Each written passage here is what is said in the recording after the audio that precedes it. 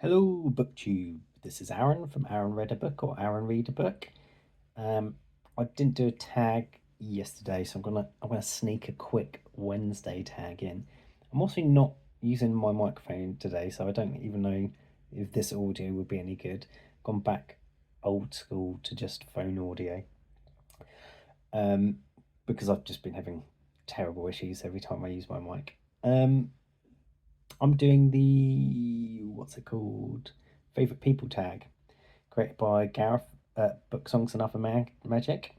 I wasn't tagged by anyone specifically, but everyone's been saying, anyone can do it, which is true of all tags. So I'm going to do it anyway because it looks fun and uh, there's no research or planning really involved.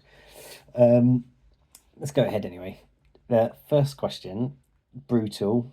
Name your favorite author. Um, Obviously, I don't have a favorite author because I think it's impossible to compare all the different genres I read and non-fiction. But I have favorite authors in different genres, and for that reason, I'm going to pick definitely one of my favorite authors, and she writes in several genres, so that helps. And that's Ursula K. Le Guin, who writes science fiction and fantasy, but she's also very literary. So she kind of um, like she won what was it, the lifetime achievement or whatever it is literary award, and she gave a great speech uh, about how science fiction fantasy aren't taken seriously, um, but we need those authors in our lives because they question they question everything. I'll leave a link to the speech down there. She's like a million years old in it, and it's brilliant. So um, check that out. These are my Panther collection of Le Guin. Um, this was her first Hainish ones, which were very pulpy at first, but obviously ended up with things like this, which was not pulpy at all and very literary. But yeah, she can do everything. So I'm gonna go with Le Guin. Um, Name your favorite comedy actor or comedian. I'm gonna name a few because I think England has the best stand-up comedians in the world, and I think we have the best stand-up comedy circuit in the world in London in it, and I'll give Edinburgh some credit as well because Edinburgh is obviously the best comedy festival in the world. Um, I'm gonna go with for comedian someone who's never on TV and tends to reject TV, although he did one TV show here, and he also doesn't advertise himself. He just sends out an email, and you have to book really quickly, or you won't get to see him. And he is called Daniel Kitson, and he's a very quick, brilliant comedian. I see him comparing a lot, and he's interesting to watch as a compare because he's always better than all the acts just on the fly, and he's also unusual in that he has a stutter, but he kind of uses this to his comedy advantage as well. A very brilliant comedian. The one time he was on TV was um, Phoenix Nights. He's Spencer in Phoenix Nights. Um, but yeah, there's very few clips of him online. But uh, if you ever want to listen to one of his shows, go on Bandcamp. They've got some free ones on there and stuff on his website. And comedy actor, I'm gonna go with Tina Fey because I just think she's just again just hilarious at everything and a great comedy writer as well. Like 30 Rock is one of the sort of quickest jokes shows I've ever seen, and she did Mean Girls and loads of other great stuff. Um, Name your favorite dramatic serious actor slash actress. I'm going to start showing now how old school my tastes are a bit, and I'm going to say favorite actor Peter O'Toole. He was nominated, I think, for the most Oscars without winning. I can't remember if he won one in the end now, but he was his most famous role is Lawrence in Lawrence of Arabia, which is one of my favorite films. And another one of my favorite films is The Lion in Winter, which is he plays Henry II, and Catherine Hepburn plays Eleanor of Aquitaine, and it's kind of like a play.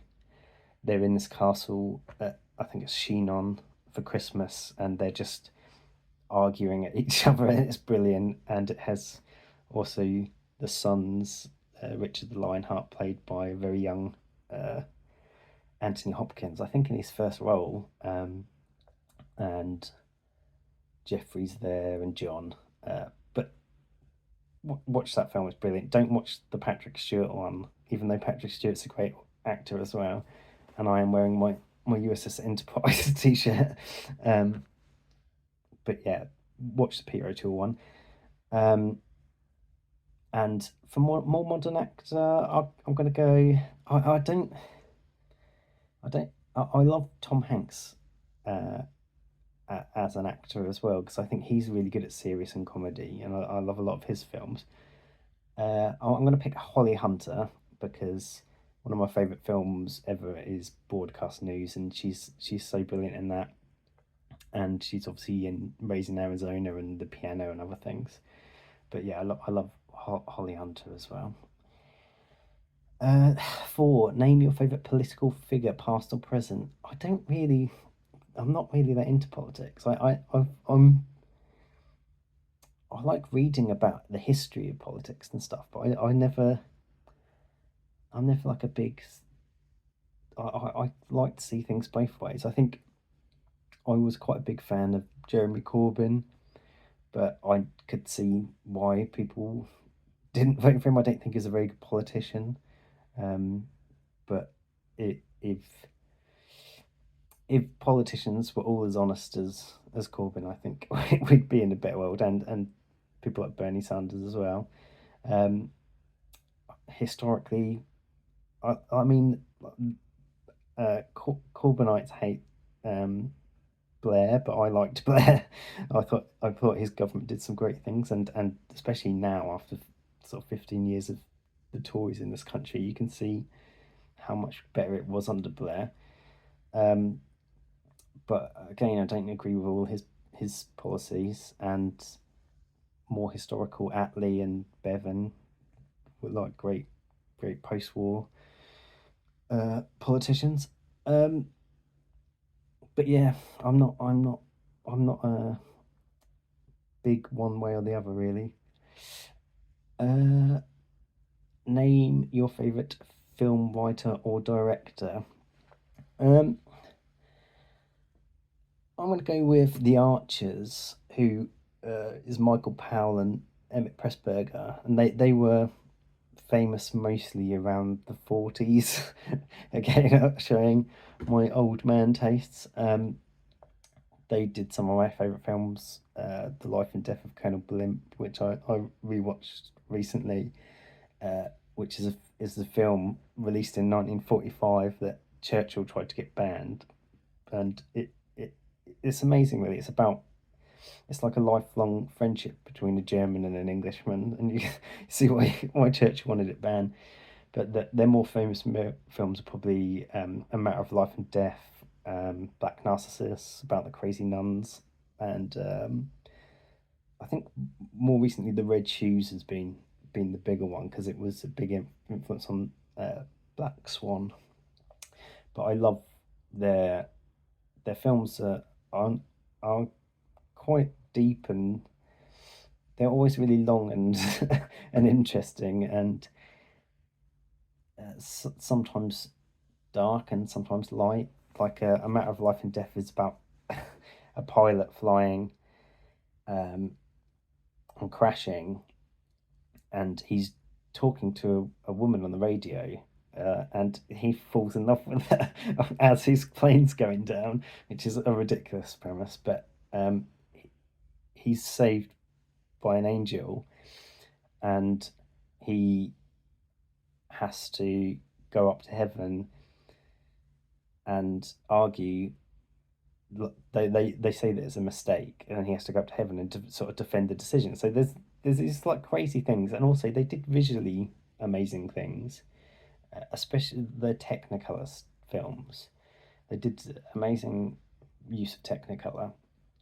Um, and in A Matter of Life and Death, there's a brilliant bit where it's all in black and white, and then the angel sort of clicks his fingers, and it all turns to Technicolor. It's amazing. But yeah, The Archers, very interesting films, very beautiful looking films. Name your favourite new discovery. I'm going to go with some authors that I've been banging on about a lot recently. The Mitfords. So I've read Jessica Mitford, but mostly Nancy Mitford. And I'm just really interested in the lives of the Mitford sisters. And spoiler alert for my best books of 2023, Elizabeth Jane Howard. I read her 5-book series, The Caslett Chronicles, and it was my favourite thing I read all year. So I'm going to go through and read everything she's ever written, which Sean the Book Maniac's doing as well, but he's doing it from the start of her career, so he hasn't got to these yet, which is going to be interesting. Name your favourite musician or singer. I'm going to go with two again, because it's impossible to pick one, and I might actually throw in a third one. I'm going to go as a dead singer.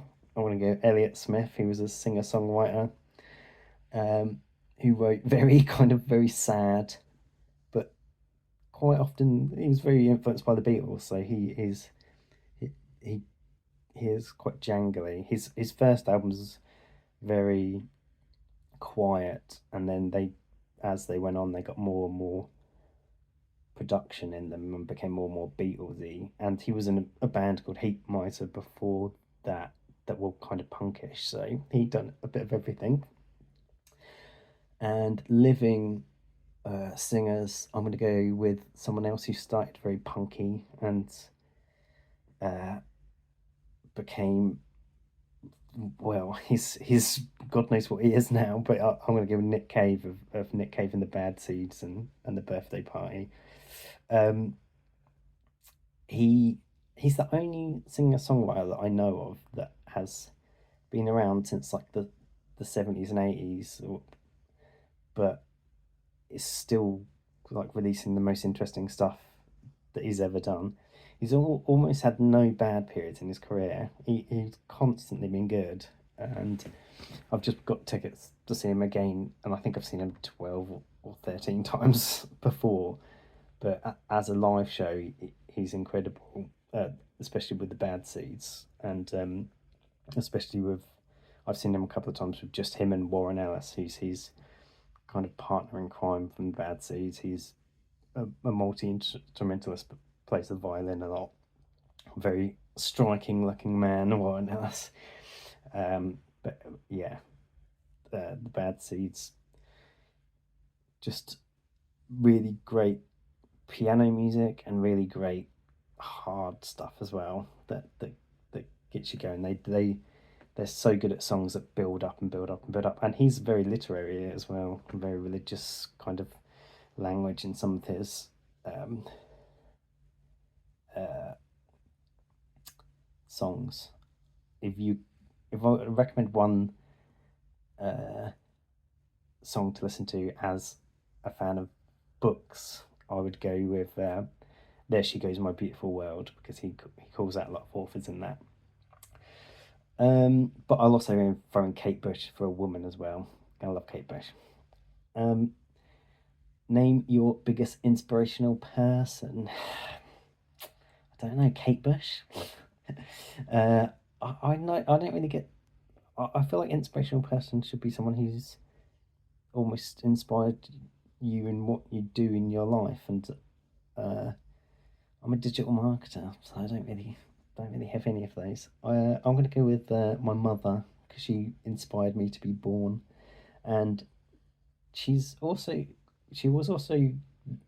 none of my family are very bookish, but she was a single mother, and went back to school in her 30s. So she was sitting her English GCSE when I was a kid. So she got all these books in from then.